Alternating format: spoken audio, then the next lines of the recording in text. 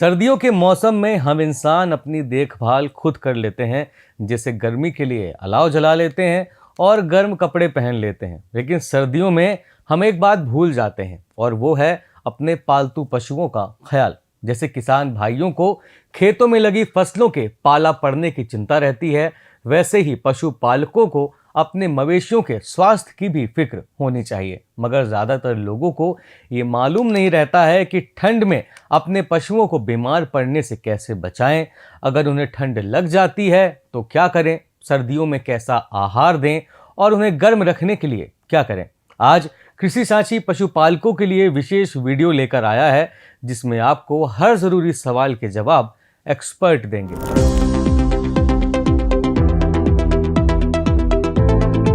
Dairy पशुओं में जब ज़्यादा जब ठंड पड़ती है तो उस समय कई पशु ज़्यादा सर्दी के कारण निमोनिया के समस्या से ग्रसित हो जाते हैं। हालांकि ये देखा गया है कि जो बड़े साइज़ के पशु हैं, जो एडल्ट एनिमल हैं, उनमें तो कम दिक्कत होती है, लेकिन जो छोटे उनके बछड़े बछियाँ हैं वो ज़्यादा प्रभावित होते हैं जब ज़्यादा तेज़ ठंड पड़ती है। तो उनसे बचाव के लिए एक तो मैनेजमेंटल तरीका अपनाया जाता है कि उनको खुले में ना रखा जाए। जो शेड है उसको रात के समय जूट के बैगों से या डायरेक्ट हवा ना आए, ठंडी हवा उनको ना लगे, और शेड को कुछ हद तक कवर करके रखते हैं ताकि ठंड से उनको बचाव हो सके। और लेकिन पूरे शेड को पैक नहीं करना है, थोड़ा सा हवा पास होने के लिए जगह देनी चाहिए, लेकिन ज़्यादातर उसको कवर भी कर देना चाहिए। थोड़ी बहुत हवा निकलने के लिए जगह दिया जा सकता है। और ज़्यादा ठंड हो तो उनको नहलाने के लिए सप्ताह में फिर 2 दिन ही नहलाया जाए, रोज़ न नहलाया जाए, 2 दिन नहलाया जाए। और गर्म पानी से अगर हो सके संभव तो गर्म पानी से नहलाना चाहिए, और उनको या तो ताज़ा पानी से नहलाया जाए, कभी भी ठंडे पानी से ना नहलाया जाए। और अगर जो बीमारी के चपेट में आ जाते हैं तो उनका इलाज करवाना ज़रूरी है। किसी भी जानकार पशु चिकित्सक को बुलाकर उनका इलाज करवाना चाहिए, जिसमें वो 3 से 5 दिन तक एंटीबायोटिक की दवा, दर्द बुखार की दवा देते हैं, और ज़रूरत पड़ने पर कॉर्टिकोस्टेरॉइड दवाई का भी देते हैं। तो ऐसा करने से फिर वो ठीक हो जाते हैं। लेकिन मैनेजमेंट पोर्शन जो है पार्ट वो ज़्यादा स्ट्रॉन्ग रखना चाहिए। बचाव ही सुरक्षा है।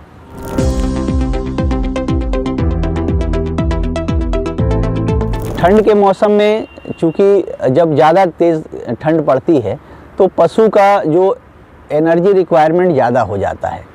तो इसीलिए उस समय हमको ये ज़रूरी रहता है कि दाना कम से कम सामान्य रूप से 1 किलो दाना की मात्रा ज़्यादा देना चाहिए, क्योंकि ठंड से लड़ने में पशु के शरीर की एनर्जी मतलब उसमें यूज होती है, तो इससे प्रोडक्शन भी गिर सकता है। तो इसलिए हमको ठंड के मौसम में पशु को 1 किलो अतिरिक्त मिश्रित आहार देने की ज़रूरत होती है। और उसको ठंड से बचाने के जो तरीके हैं, जैसे शेड को पूरा तरीके से खुला ना रखें, और ठंड से बचाने के लिए प्रयास किया जाए, पीने के लिए ताज़ा पानी दिया जाए, और नहलाने के लिए ताज़े पानी से दोपहर के समय पशु को नहलाया जाए। तो ये सब व्यवस्थाएं करना चाहिए ठंड से बचाने के लिए और उत्पादन बढ़ाने के लिए। ठंड के मौसम में जैसे कि किसान भाई सब लोग समझते हैं, जानते भी हैं कि बरसीम उगाया जाता है। बरसीम अक्टूबर से नवंबर महीने में उसको बोया जाता है, और ये 4 से 5 कटिंग भी मिलती है। और बरसीम में बहुत ज़्यादा प्रोटीन की मात्रा होती है। इसको खाने से पशुओं के लिए सुपाच्य भी होता है और प्रोटीन रिक्वायरमेंट पूरी होती है। और बहुत ही इसमें दूध बढ़ाने में भी इसका बहुत सक्रिय रोल है बरसीम का। तो बरसीम उगाया जाए खेतों में और बरसीम पशुओं को खिलाया जाए। एक बड़ी गाय को लगभग 20 किलो तक बरसीम दिया जा सकता है, तो उसके साथ भूसे के साथ मिला के खिलाया जाए बरसीम। और संतुलित आहार जो है पशु को 2 से 3 किलो रोज़ मिलना चाहिए ताकि दूध प्रोडक्शन बढ़े। और उसके रखरखाव के लिए, बीमारियों से जो बचाव के लिए जो टीके हम लगाते हैं वो मई जून में लगा दिए जाते हैं, बरसात के पहले। लेकिन ठंड के समय में खुरपका मुंहपका बीमारी भी एक होती है, जिसके लिए उसको ठंड में भी 6 महीने बाद दोबारा से खुरपका मुंहपका FMD बीमारी का टीका लगाना चाहिए। इस प्रकार से उसका रखरखाव होना चाहिए।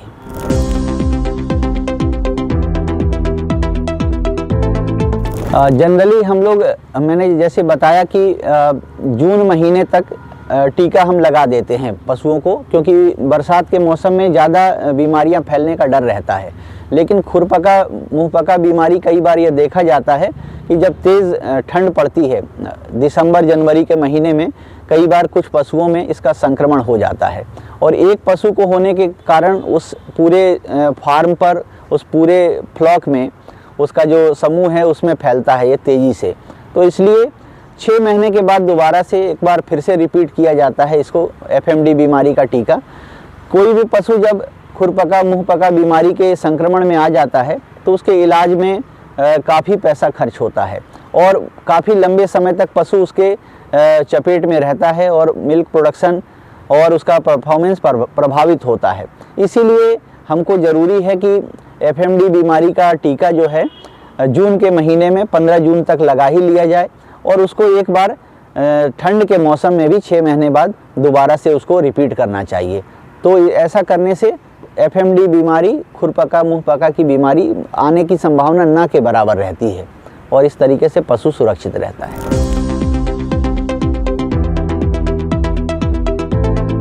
ठंड के महीने में जैसे हम इंसान अपनी सुरक्षा करते हैं, तो उसी प्रकार से हमको ठंड से, जब ज़्यादा तेज़ ठंड पड़ती है तो पशु को बचा के रखना चाहिए, सर्दी से बचा के रखना चाहिए।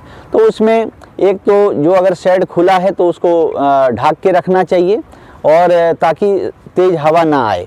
पशु को चरने के लिए, अगर चरने के लिए भेजा जाता है तो 9 बजे से लेकर 3-4 बजे के बीच में ही पशु चरने जाएं। उसके 9 बजे के पहले ना भेजा जाए और शाम को 4 बजे के बाद चरने के लिए ना भेजा जाए, क्योंकि उससे ज़्यादा ठंड लगने की संभावना होती है।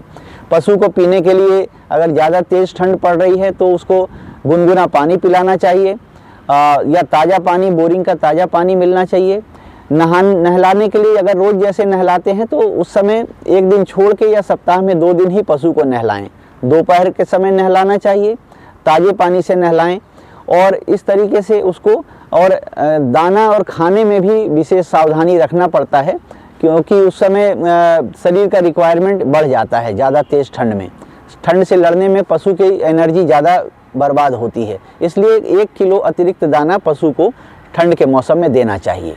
जहाँ तक रीवा की बात करें तो यहाँ पर 20 दिसंबर से लेकर पूरी जनवरी, लास्ट जनवरी तक बहुत तेज़ कड़ाके की ठंड भी पड़ती है। तो ऐसे में किसान भाइयों को भी अपने पशुओं को ठंड से बचाने के लिए उचित प्रबंध करना चाहिए।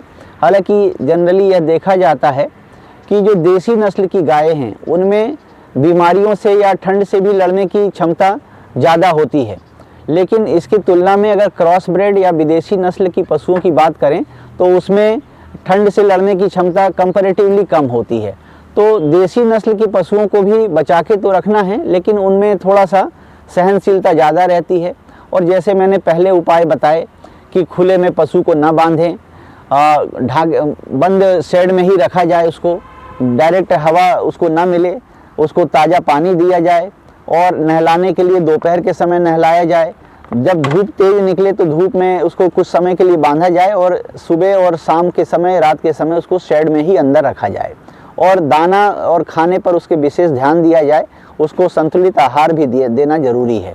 सिर्फ अपन उस पर नहीं छोड़ सकते कि भूसा और हरा चारा खा के ही चल जाए उसका काम, तो ऐसा नहीं है। उसको संतुलित आहार भी उसके शरीर के रिक्वायरमेंट के हिसाब से देना जरूरी है। तो हमने आज कृषि सांची के माध्यम से आपको ठंड में पशुओं की देखभाल के लिए सही उपाय, बीमारी पर उपचार और उनके आहार के बारे में जानकारी उपलब्ध कराई। आगे भी हम आपको कृषि से जुड़ी महत्वपूर्ण जानकारियों से अवगत कराने का काम करते रहेंगे। तब तक के लिए आप शब्द सांची से जुड़े रहिए। धन्यवाद।